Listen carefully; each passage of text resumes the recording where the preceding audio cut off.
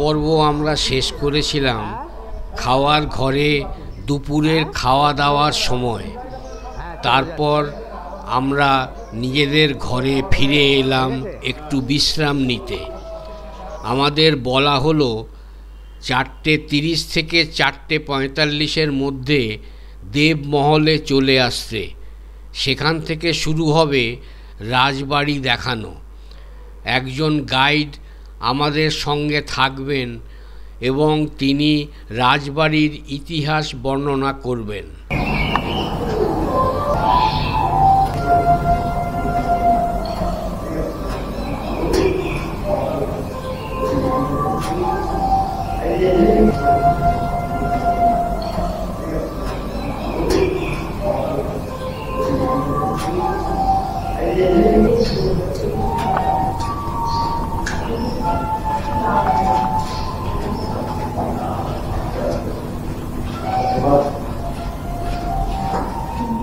বাইরে আউটকামাররা আসছেন, কথা বলতে বলতে ওদের সাথে হয়তো জানতে চাইবে, অসুবিধা হয়ে যায়।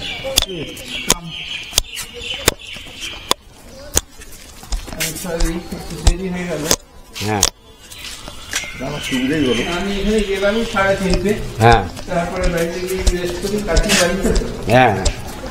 আপনার বয়স কত হলো? বেশি 64 রান করছে, আমার পায়ের জন্য প্রবলেম আছে।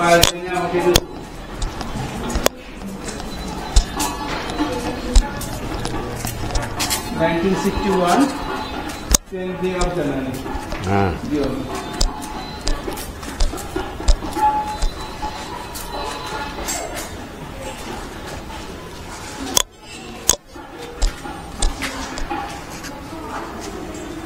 একটু বন্ধ করতে পারবো? আচ্ছা, কেউ বোটিং করবেন বলছিলেন, সেই বোটিংটা কি কেউ গেছেন?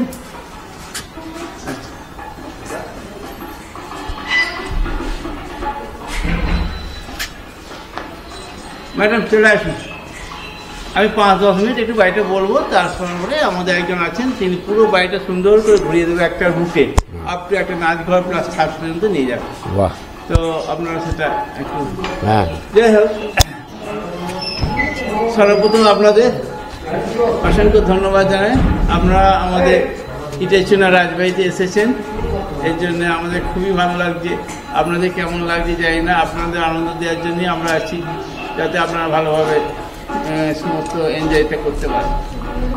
দেখুন, এই বাড়িটার কাহিনী বলতে গেলে আপনারা ইটেচুনা রাজবাড়ি শুনে এসেছেন, তো অ্যাকচুয়ালি ইটেচুনা রাজবাড়িতে নয়, এটা হচ্ছে ইটেচুনা জমিদার বাড়ি। এবং এই বাড়ি যারা পূর্বপুরুষ ছিলেন তারা এসেছিলেন মহারাষ্ট্রের কুন্দন ডাইনেস্টি থেকে, এবং ওনারা পেশায় ছিলেন বর্গী আর শাক্ত ধর্মের উপাসক।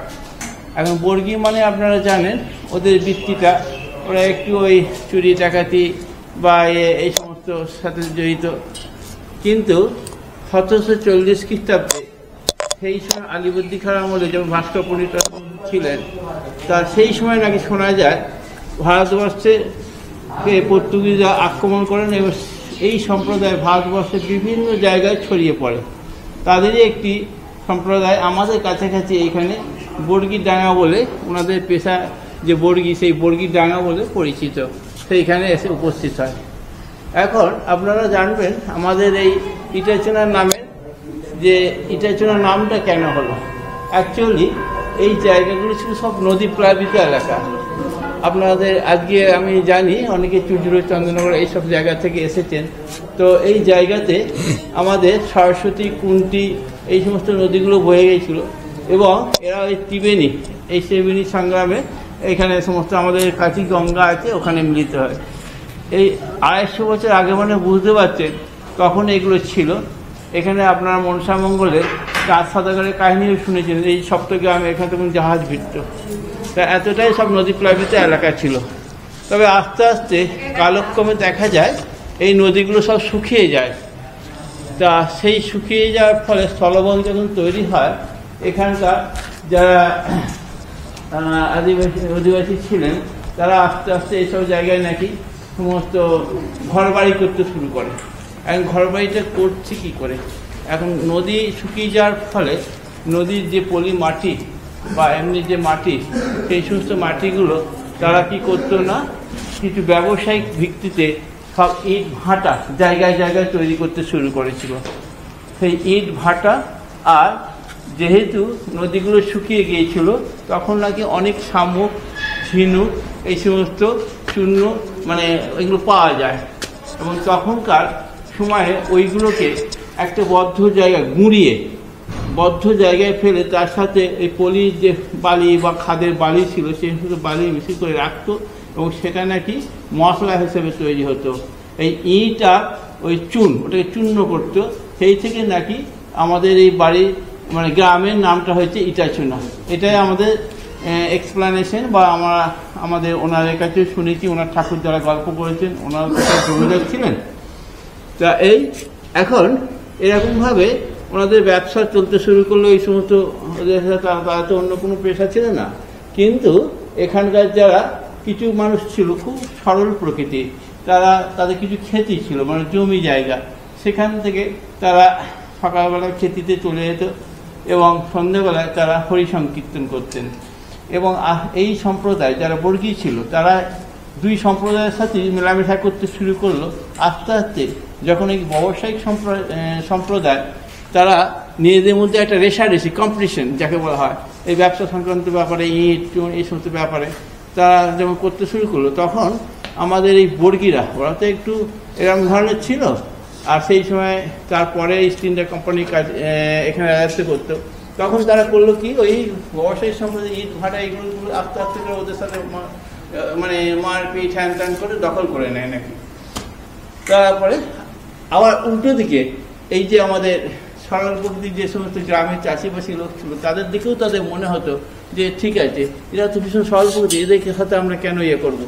তা ওদের মধ্যে একটা বোধোদয় হয়, কিরকম না এদের সাথে মেলামেশা করতে করতে তারা বললো যে ঠিক আছে, এদের সাথে এদের মতো করে আমরা বাঁচতে পারি, এরা খুব পিসফুলি লাইফ লিড করছে। তখন তারা নাকি তাদের সাথে বৈষ্ণব ধর্মে দীক্ষিত হয়। ওই বর্গী থেকে ওরা শাক্ত ছিল, শিব বা কালীর উপাসক, ওই বৈষ্ণব ধর্মে দীক্ষিত হয়ে তখন ওরা এই আমাদের যে সামনে দেখবেন সিদ্ধজি নারায়ণের মূর্তি আছে, তখন ওই নারায়ণের মন্দির তৈরি করা হয়। কারণ মন্দির তৈরি করলেই তো হবে না, এই এত বড় বাড়ি, এটাকেও তাদের লোকজন মন্দিরের সেবায় রাখা দরকার। তার আগে আমি বলি, ব্যবসায়ীদের সাথে করতে করতে ওদের ব্যবসা বাণিজ্য প্রচুর অর্থ উপার্জন হয়। আর সেই সময় এত বড় জায়গাটা, টোটাল জায়গাটা হচ্ছে 20 বিঘা, সেই জায়গাটা পাওয়া খুব একটা দুর্লভ ব্যাপার ছিল না। তো তারা ইস্ট ইন্ডিয়া কোম্পানির কাছ থেকে এই জায়গাটা তারা নিয়ে নেয়, এবং এখানে এই জায়গাটায় প্রথমে মন্দির তৈরি করেন, আর তারপরে তাদের সেবায় হিসাবে এই দুটো ব্লক, এই একটা যেমন ব্লক, আরেকটা ব্লক আছে পাশে, এই দুটো ব্লকে নিজেদের থাকার ব্যবস্থা করলেন। আপনারা দেখবেন হয়তো ওই ঠাকুর বাড়ির ওই দিকের যে পোর্শনটা আছে, ওই দিকে কিন্তু শুধু বারান্দা, কোনো ঘর নেই। এত বড় জায়গাটাকে একটা হাওয়া মহল করার মতো করে আপনারা দেখবেন জায়গাগুলোতে হাওয়া পাচ্ছে। ওইটা দক্ষিণ দিক, তো এদিকে প্রচুর হাওয়া আসে মাঝে মাঝে, যেমন ঝড় ঝাপটা হয়। তো সেই ওরা এইভাবেই ঠাকুর বাড়ি আদায় করেছিল। এবং প্রথম এরা যারা এসেছিলেন 1643 খ্রিস্টাব্দে, দেখবেন আমাদের নাচঘরে ওদের ডাইনিটা দেওয়া আছে, রামদাস, রামচরণ, রামমোহন, তুলসীদাস, এরকমভাবে চতুর্থ জেনারেশনে যিনি আসেন তিনি হচ্ছেন সাফল্য রাম কুণ্ডু। এবং তার কুণ্ডু যে বলা হচ্ছে, কুণ্ডুটা কী করে হলো, ওই সময় দীর্ঘদিন আমার ওই সময় বাংলায় থাকতে থাকতে ওদের যে নেগোসিয়েশনগুলো পরবর্তীকালে, সেগুলো হচ্ছে বর্ধমানের কুণ্ডু সম্প্রদায়, যারা হচ্ছে উগ্র ক্ষত্রিয়, ওদের সাথে যুদ্ধবিদ্যায় সমস্ত পারদর্শী ছিল, তাদের সাথে নেগোসিয়েশন হতো, অর্থাৎ পরবর্তী নেক্সট জেনারেশন জন্য। তা সেই কুণ্ডু টাইটেলটা ওরা বিয়ার করতেন, মানে শাক্ত থেকে বৈষ্ণব এবং কুন্দন থেকে কুণ্ডু, এই দুটো ইয়েতে ওরা ডাইভার্ট করেছিল নিজেদের, এবং তারা আস্তে আস্তে নিজেদের চেঞ্জ করতে শুরু করে। পরে 1894 সালে এই বাড়ির আরেকজন ছিলেন, তিনি হচ্ছেন শ্রীনারায়ণ কুণ্ডু। তিনি আমাদের এই বাইরের যে পোর্শনটা সেটা করেছেন, এবং আমাদের যে ডাইনিং রুমটা দেখছেন ওটা হচ্ছে কিনা রেকর্ড রুম, যেটা জমিদার ছিলেন, জমিদারি শেষটা। এবং উনি সেটা কীভাবে করলেন, সেটা হচ্ছে বিহারের মধুপুর, গিরিডি, ওই সব জায়গায় উনি রেলের কন্ট্যাক্ট পেয়েছিলেন এবং সেখান থেকে অর্থ আসতে থাকে। তখন তিনি ওই বাইরে আকৃতি রিসেপ্টার প্লাস হচ্ছে ওই আমাদের যেটা এখন ট্রাস্টি খাজাঞ্চি টাঞ্চি করা আছে, সমস্ত ট্রাস্টের করা আছে আর কি, কাছারি বাড়ি, অফিস, সেইগুলো করেছিলেন আর কি। তা এখন যত দিন যাচ্ছে আমাদের তো ইস্ট ইন্ডিয়া কোম্পানি যখন বিদায় নেয় তারপরে জমিদারি প্রথা আসে এবং সেই জমিদারি প্রথাতে ওনারা এত বড় এস্টাবলিশমেন্ট দেখে জমিদারিও পেয়েছিলেন এবং সেই জমিদারি সূত্রে ওনারা প্রথম যিনি জমিদার ছিলেন তিনি ছিলেন শ্রীনারায়ণ কুণ্ডু, আর তারপরে আরেকজন ছিলেন বিজয় নারায়ণ কুণ্ডু, যার অবদান খুবই বেশি। আরও সেটা হচ্ছে আমাদের স্কুল কলেজের নাম হচ্ছে বিজয় নারায়ণ মহাবিদ্যালয় স্কুল, যেটা girls and boys high school, সেটা হচ্ছে শ্রীনারায়ণ ইনস্টিটিউশন, এবং ইভেন একটা প্রাইমারি টিচার ট্রেনিং সেন্টার আছে। এগুলো সবই হচ্ছে ওনাদের কন্ট্রিবিউশন। তা উনি এইগুলো সমস্ত কিছু করেছেন ওনার আমলে। এবং শেষ যিনি জমিদার ছিলেন তিনি হচ্ছেন রাজনারায়ণ কুণ্ডু।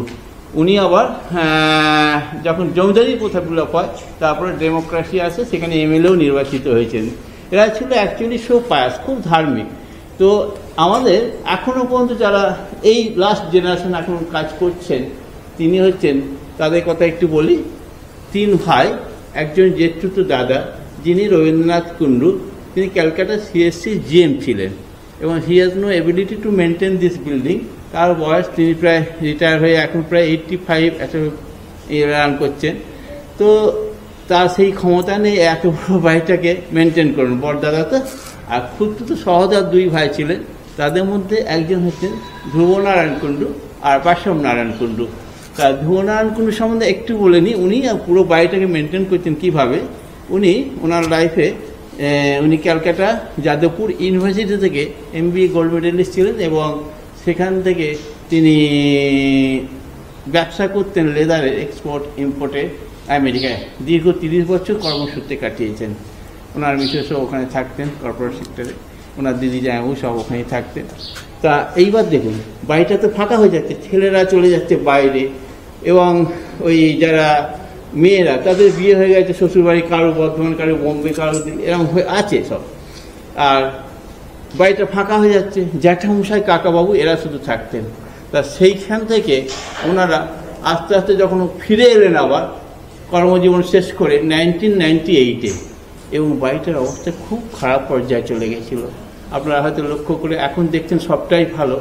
আমরা 2000 সাল থেকে উনি এসে 2012 পর্যন্ত বিভিন্ন বইয়ের শুটিং অর্গানাইজ করেছেন এবং তাতে উনি একা যেমন তো আসেননি, ওনার খুব ক্লোজ শুভাকাঙ্ক্ষী বন্ধু সুনীল গঙ্গোপাধ্যায়, অপর্ণা সেন, এই লেভেলের উনি মানুষ, তারাও তাকে তার বন্ধু খুব সাহায্য করেছেন উনি বলেন। তাদের সহায়তায় তিনি এত বড় ইয়েটাকে মেনটেন করছেন। সুনীল গঙ্গোপাধ্যায়ের ছবি হয়তো আপনার ওয়েটিং রুমে দেখতে থাকবেন, যে উনি ব্যাড রাইটার, কলকাতার আপনারা সকলেই চেনেন, জানেন, অপর্ণা সেনকে তো চেনেন। তা তিনি ওনাদের সহায়তা এটা করেছেন, এখনও চালিয়ে যাচ্ছেন।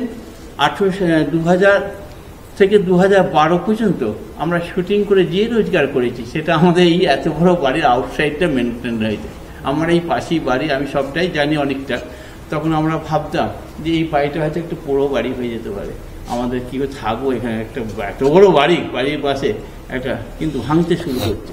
তখন আস্তে আস্তে যখন এটা উনি করছেন, চারদিকে লাইট দিচ্ছেন, আমাদেরও খুব ভালো লাগছে। তো এইটাই। এবার ভিতরে ওই শুটিংয়ের সময় ওনারা বলতেন আমরা তো শুটিং করবো স্যার, কিন্তু আমাদের তো 2-1টা ঘর তো ভালো করে মেনটেন করতে হবে। ডাইরেক্টর যারা আসেন, অন্য যেগুলো আছে, যেগুলো স্পট আছে, সেগুলো তো সবই পাচ্ছেন, এগুলো তো আর ইয়ে নেই। কিন্তু ওই ভাঙা, কোনো জানলা ভাঙা, কখনো মেঝে ভাঙা, সমস্ত হয়ে গেছে, চুন বালি খসে গেছে। তো এইগুলো আপনি আমাদের একটু এক্সপিরিয়েন্স, তা তুমি যতটা রোজগার হচ্ছে তার দিয়ে আস্তে আস্তে এগুলো মেনটেন করতে শুরু করেছিলেন। তো সেটা করে তিনি ওই শুটিংয়ে যা রোজগার হয়েছে সব ওতে আমাদের মোটামুটি বেশিরভাগ মেনটেন্স খরচাটাই হয়েছে। আর তখন প্রথম বেশি গেস্ট হতো না, তারপরে আস্তে আস্তে এখন উত্তরোত্তর বৃদ্ধি পাচ্ছে।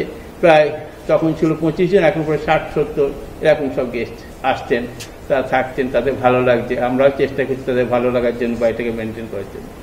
তো সেইটাই আর কটা মহল্লা আছে খামার বাড়ি, যেটা কি না এই ঘর অন্দরমহল থেকে বেরিয়ে আপনারা দেখবেন একটা বড় প্যাসেজ, যেখানে দেখবেন আমরা রাস্তার ধারে একটা গেট আছে। ওইখান থেকে ওনারা যেহেতু জমিদার ছিলেন এবং প্রজাদের জমি জায়গা ছিল, ওখান থেকে সব ফসল আসতো।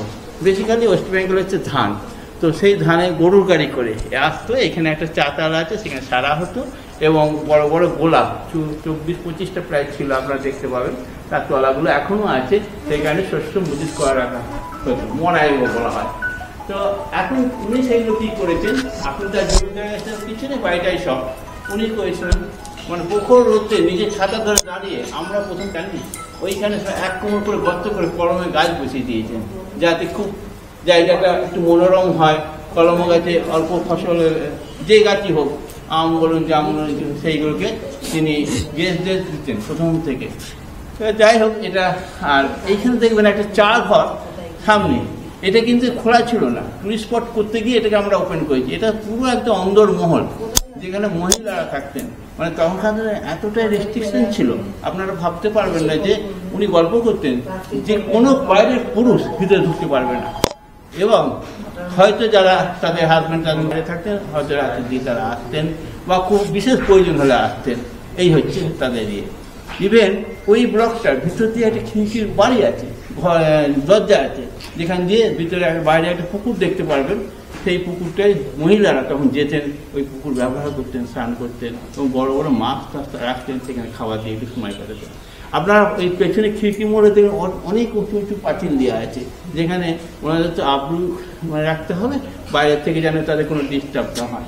আর দুপাশে দেখবেন জাম গাছ, কাঁঠাল গাছ ছিল, কিন্তু ওইগুলো কেটে এখন উনি প্রথম গেস্টরা আসতেন। আমরা গ্রামের মধ্যে যাচ্ছি, তো গ্রামের চিহ্ন পূজা, কেন সো ডেভেলপড আমাদের ইয়েটা, মানে এই গ্রামটা, বাড়িটাও সেরকম। তা ওনারা তখন বললেন যে আমরা একটা মাড হাউসের পরিকল্পনা করুন। সেই হিসেবে তিনি প্রথম দুটো মাড হাউস 15 সালের অক্টোবরে করেছেন। তারপরে আরও ডিমান্ড বাড়ায় 16 সালের অক্টোবরে পুজোর সময় দুটো মাড হাউসকে, 4টে মাড হাউস আর একটা স্টাফ রুম, যেখানে আমাদের স্টাফেরা থাকে আর কি। তো আপনাদের সুবিধা অসুবিধা, প্রথম তো আমাদের ভয় লাগতো যে বাইরে থেকে কোনো ইয়ে হবে কিনা, কিন্তু এখানে সব পিসফুল এলাকা, এখানে কোনো ভয়ের ব্যাপার না। আমার সিকিউরিটি থাকে, ওখানে স্টাফ রুম, সারা রাত পুরো আলো জ্বলছে। তো এইসব ব্যাপার। আর খামার বাড়ির মধ্যে বলি, এই যে আপনার টালির সাইডটা দেখছেন, ওইটা ছিল গোয়াল বাড়ি, মানে এনাদের তখন গরু থাকতো। দেখবেন এখনো ব্যাডমিন্টন কোর্টের পাশে ওখানে বড় বড় দাবা করা আছে, যেখানে গরুকে জামনা দেওয়া হতো, মানে খেতে দেওয়া। ওই আর একটা ছোট ঘর যেটা দেখবেন, যেটা চা বানাচ্ছে, সেটা ছিল যখন শুটিং পিরিয়ড হতো, তখন আমরা ওখানে একটা চাষিবাসী ঘর করতাম, মানে সেরকম স্ক্রিপ্ট থাকলে ওইখানে দিতাম। আর পেছনে একটা হরি মঞ্চ আছে, যেখানে চাচি বউ হরিতলায় সন্ধ্যা দিতে যাচ্ছে। এগুলো আপনারা খেয়াল করে লক্ষ্য করে দেখবেন। আর ওই ধারের দিকে দেখবেন সমস্ত আস্তাবল, যেগুলো হচ্ছে ঘোড়া ছিল এদের। তা ঘোড়ার রাস্তা বলে, এখন আমরা ওগুলো কী করে দিয়েছি, বাইরের দিকে রাস্তা করে দিয়েছি, এবং কিছু স্থানীয় বা বাইরের মানুষ এখানে সব ব্যবসা করছে, এবং তাদের কাছ থেকে একটু রেভিনিউ যেটা আসছে সেটা আমাদেরও কাজে লাগছে। এইভাবে আমাদের পুরো ব্যাপারটা এখন চলছে। তো আপনারা এসেছেন। আর একটা কথা বলে নিই, এই যে অন্দরমহলের ঘরগুলো বা বহির্মহলের ঘরগুলো যে নাম আপনারা দেখছেন, এইগুলো কিন্তু ওনার 1901 সাইটের ছিলেন, যার জন্যে তিনি জানতেন। ওনার ঠাকুরদা আবার বলেছেন যে, দেখেওছেন যে এই ঘরে গিন্নি মা থাকতেন, এই ঘরে বড় মা, বা এই ঘরে ছোটো মা, এই ঘরে মেজো মা। তা সেই অনুযায়ী উনি সেই রকমভাবে ঘরগুলোর একটা নামকরণ করেছেন। কেন এটা একটা ঐতিহাসিক বা হেরিটেজ বিল্ডিংয়ের মতো, তো তাই এটা একটা তার তাৎপর্য বহন করে। সেই হিসেবে তিনি এরকমভাবে নাম করে, খুব একটা, আমরা যেমন বলি এই গিন্নিমার ঘরের গেস্ট, আমাদের খুব ভালো লাগে, বা অনেক বর্দার ঘরের গেস্ট। আর বহির্মহলটা পুরুষদের নামে নামকরণ করা হয়েছে, যেখানে বর্দা, জ্যাঠামশাই, কাকাবাবু, পিসেমশাই। আর একটা ঘর দেখবেন, সেটা হচ্ছে বিলাসমঞ্জুরি, যেটা কিনা ওনার নিজের ঠাকুমা ছিলেন। তিনি নিজের ঠাকুমাকে খুব ভালোবাসতেন, এবং ঠাকুমার ছবিটা আপনারা দেখবেন এখানে ছোট বৌদি ঘরের সামনে একটা ভদ্রমহিলা, যিনি হচ্ছেন ওই বিলাসমঞ্জুরি দেবী। মানে খুব শৌখিন মানুষ ছিলেন। তখনকার সময় ওইরকম বেশভূষা বা হেয়ার স্টাইল আমরা মানে কল্পনাই করতে পারি তখনকার সময়, এখন ছেড়ে দিন।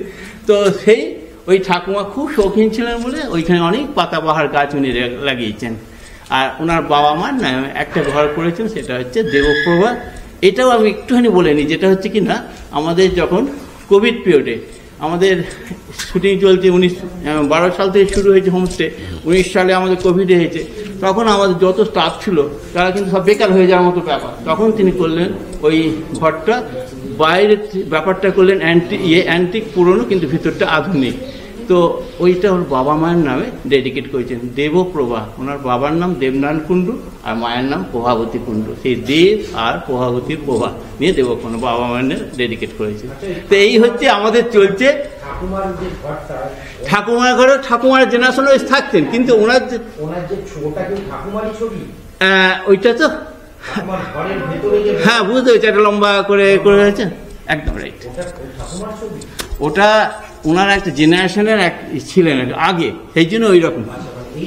না না, এই ঠাকুমা সেই ঠাকুমা নয়, আমি বলছি তো ওটা ঠাকুমা, কিন্তু স্পেসিফিক কোনো ঠাকুমার নাম দিয়ে ওই ঘরটা করা হয়নি, বা বৌদির নাম দিয়ে কোনো করা হয়নি। স্পেসিফিক নাম দিলে অসুবিধা আছে, তো উনি তো ঠাকুমা ওই রিলেশন ধরে দিয়েছেন, ঠিক আছে।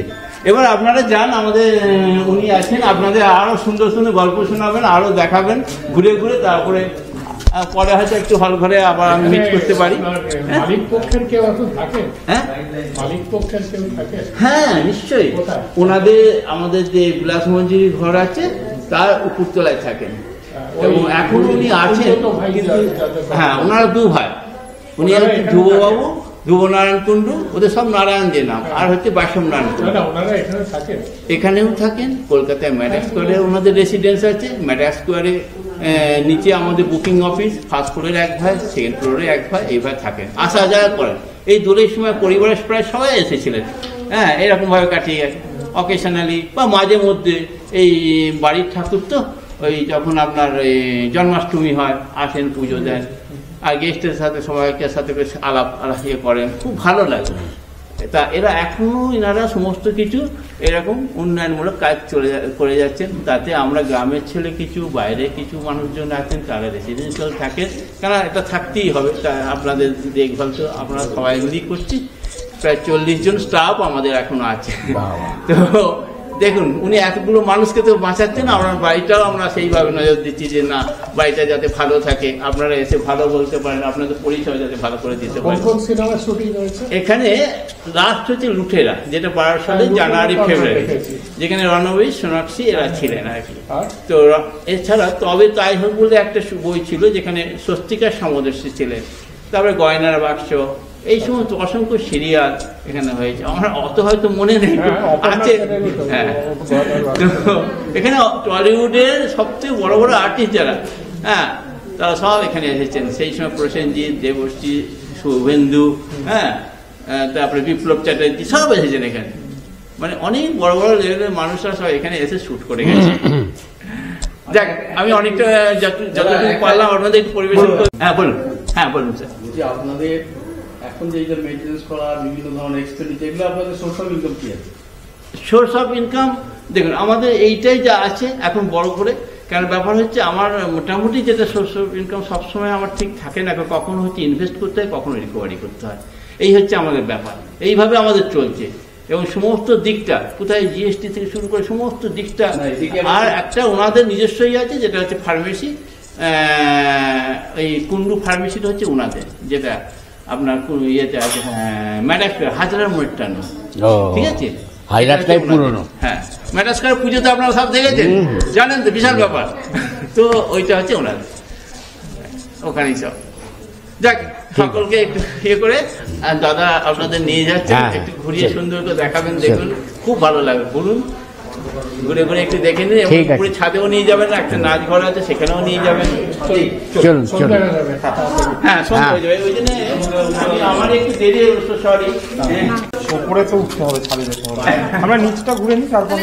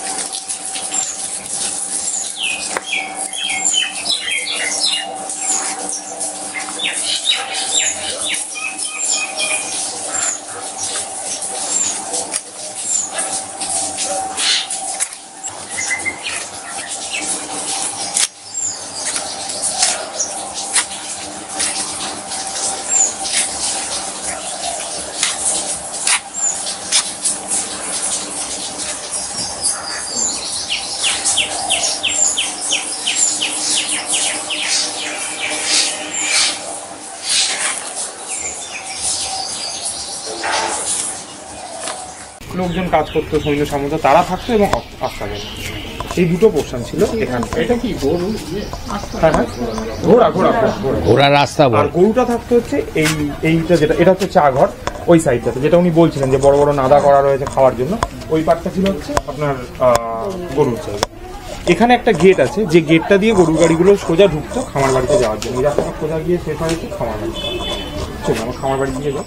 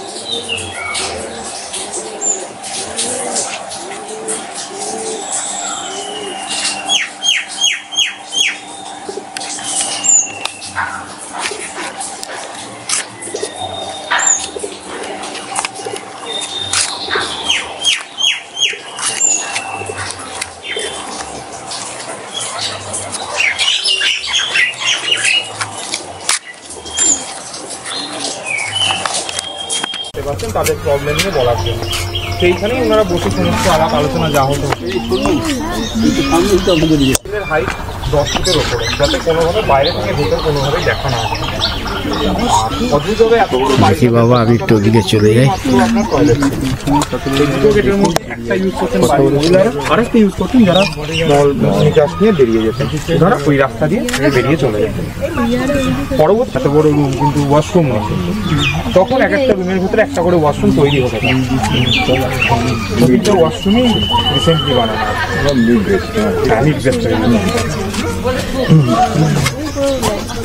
আমি তো অন্য জায়গায় তুলেছি।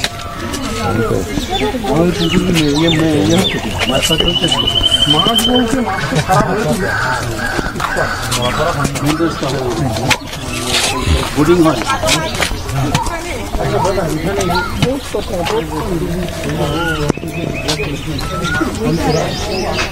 তো এই জায়গাটা বলে যে ওনাকে বাগান করার জন্য, আর ওনার রেস্ট নেওয়ার জন্য যে রুমটা ছিল সেটা হচ্ছে ওই তলার যে গ্রাউন্ড ফ্লোরের যে রুমটা সেটা। বিলাস অ্যাকচুয়ালি ঠাকুমার নাম, মঞ্জুরি হচ্ছে ওনার দাসীর নাম। তো এই রুমটায় যারা থাকে তারা বুঝতে পারে যে প্রথমে একটা বিরাট বড় রুম আর তারপর একটা ছোট্ট রুম যেটা একদমই ছোট। তো বিলাস মঞ্জুরি মিলিয়ে জায়গাটার নাম বিলাস মঞ্জুরি। আর এটা হচ্ছে প্রভা দেবী, যেটা ওনার বাবা মাকে জিজ্ঞেস করা রুম। এটা পরে বানানো হয়েছে, একটা স্ট্রাকচার ছিল প্রথমে যেটা ইউজ করা যায়নি, যে কারণে পুনঃপ্রতিষ্ঠিত করা আছে বাড়িটা। পরে স্ট্রাকচারটার বদলে নতুনভাবে এটা বানিয়ে এটা তৈরি হয়েছে। এটা গেস্টকে দেওয়া হয় না, এটা খুব ওনার বাড়ির লোক এলে বা ফ্যামিলির কেউ এলে তখনই ইউজ হয়, অথবা যদি কোনো গেস্টের রুমে খুব প্রবলেম হয় তখন এটা আমরা একটা রুম এখান থেকে পাই, আদারওয়াইজ এই রুমটা আমরা নিতে পারি। এগুলো কি রিসেন্ট? এটা রিসেন্ট।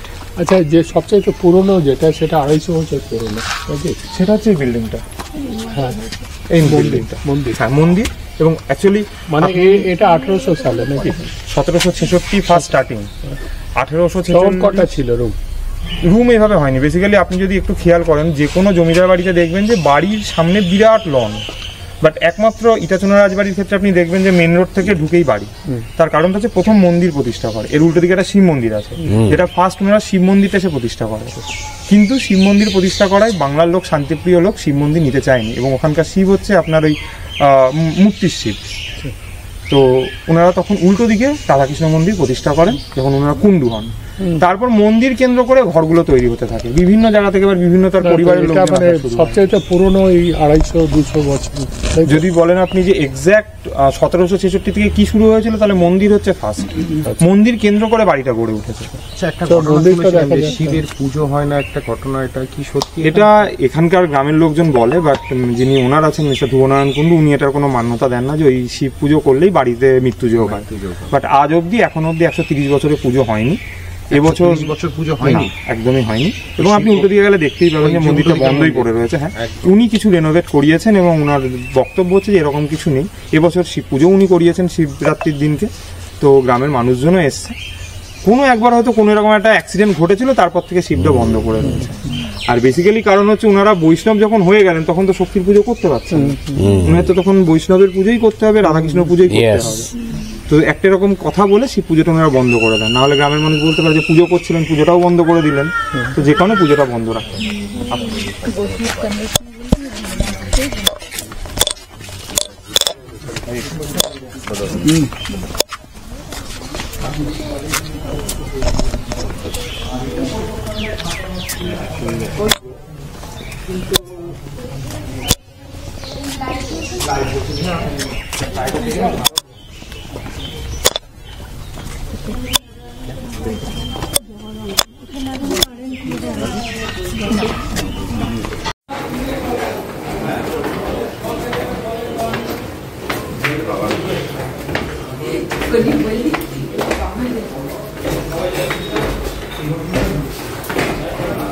হ্যাঁ বাবু ওর কাছে যাওয়া যায়, শুধু ছাদ দোকানেই যাওয়া যায়।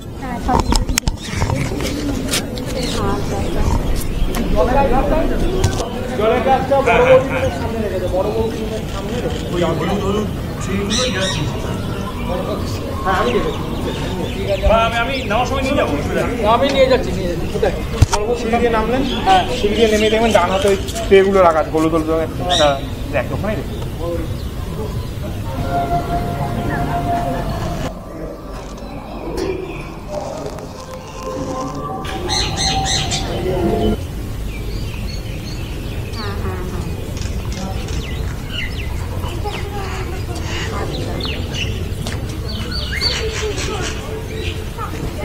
আপনার এই বেশ কনস্ট্রাকশন এরিয়াটা কত?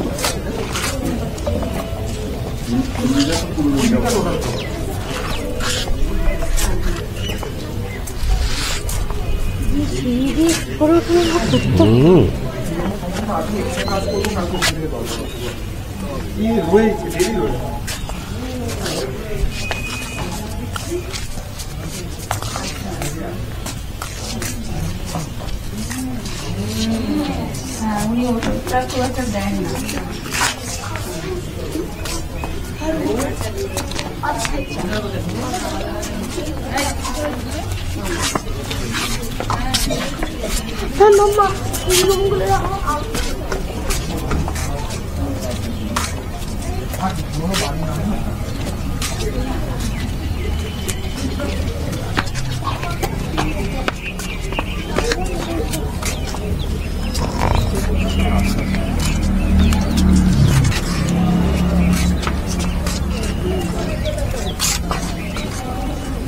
বাড়ির মেয়েরা তো আর যেতে পারতো না, খুব অনুষ্ঠান হলে 4 দিন ওরা বসে যেত, এখানটায় বসে যেত।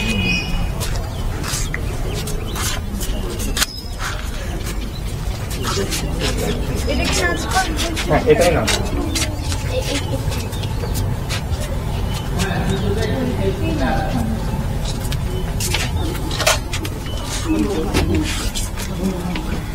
এখানে যাবো তো আমরা। হ্যাঁ এখানে আমরা যাবো। এগুলো আগে সেই হ্যাঁ, ঘুরঘুরি হ্যাঁ, করা ছিল, হ্যাঁ। যাতে একটু টেনে ভেতরটা দেখা যায়। পরবর্তী ক্ষেত্রে কাজ করতে হয়েছে এগুলো।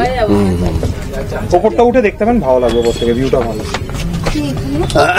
ওই নাচঘর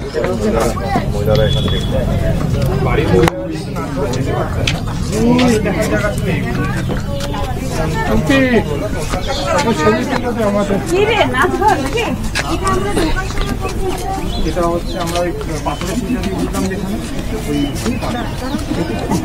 এটা হচ্ছে আপনার হলঘর বা নাচঘর। এই বসুন্ধরা উপরে উপরে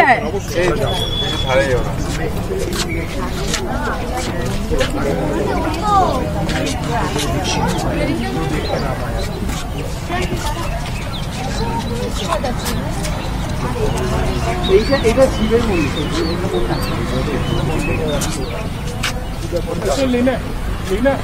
যেটা বললো হ্যাঁ, বেশি ধারে যান না, যাবেন না।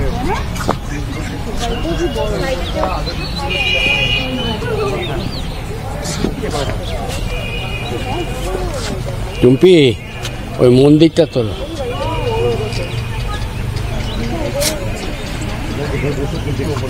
এই যে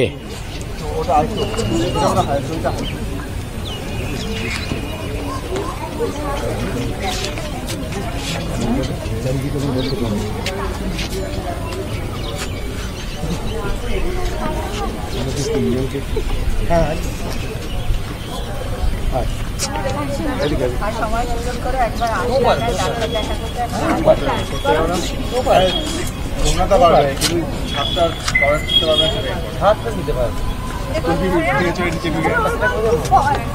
ঠিক আছে।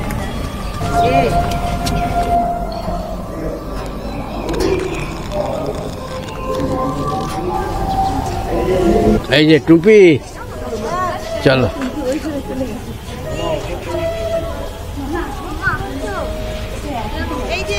চলো ডাকছি।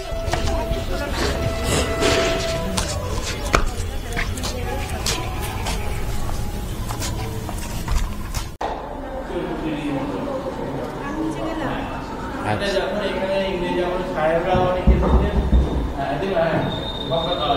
এখান থেকে একটু টাঙানো আছে সবাইকে করা হয়। ওই সুরঙ্গটা এখানে আপনারা জানতে চাইবেন, আপনাদের না জানার আর কি আছে। না না, এটা বাইরে বেরিয়ে যায়। হ্যাঁ হ্যাঁ একদম আমাদের ক্যামেরাতে আছে নিজেরা ওই পর্যন্ত জায়গায় তো কি অবস্থায় আছে উনিও বলেন যে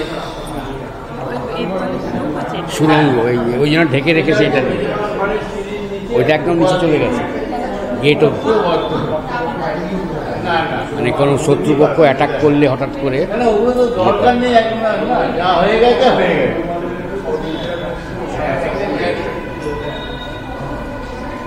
এই যেটা আছে আমাদের ড্রাইভিং ছবি আর হয়ে গেছে, এটি শেষ তো। আমার শেষ।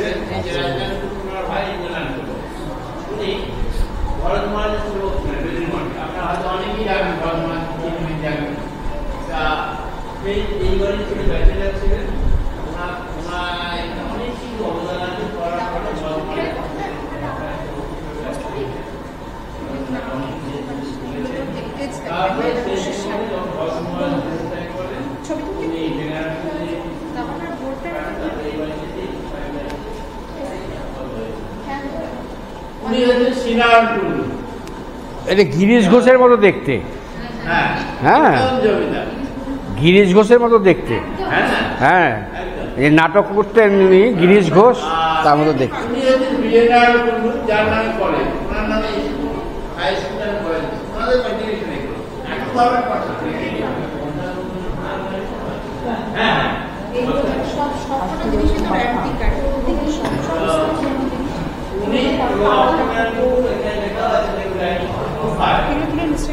বাবাকে দেখাবি।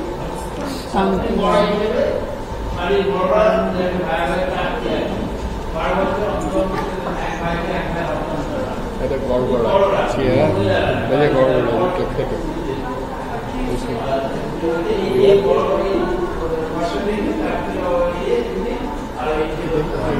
বইটা করেছে নিয়েছে।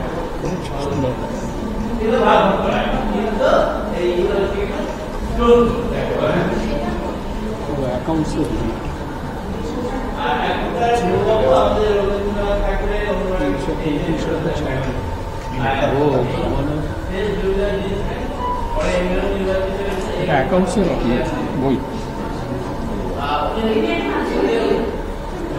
335 টাকা 6।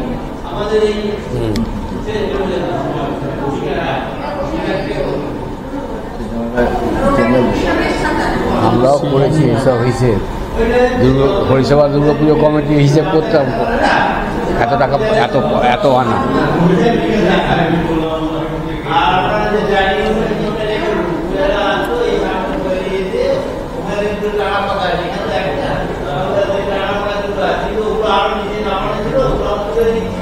চলো আর কিছু না।